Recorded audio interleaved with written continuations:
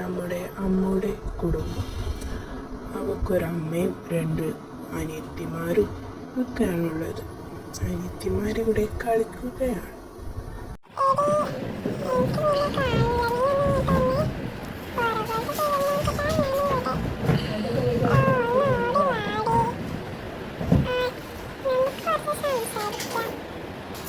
മോളെ അമ്മൂന്ന് വേഗം വരൂ. ഇതാണ് ഞാൻ, അമ്മു, ഈ കഥയിലെ നായകി. ഞാൻ വന്നു കേട്ടോ. അമ്മേ, ഇന്ന് എനിക്കൊരു ഫങ്ഷനുണ്ട്. ആ മോളെ നീ പോയിക്കോ, നേരത്തെ കാശൊക്കെ ഉണ്ടല്ലോ അല്ലേ?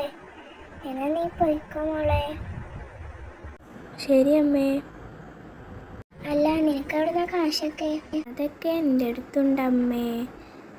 എന്നാ മോള് പോയിട്ട് വാ, നല്ല ശ്രദ്ധിക്കണേ. ശരി അമ്മേ, എന്നാൽ ഞാൻ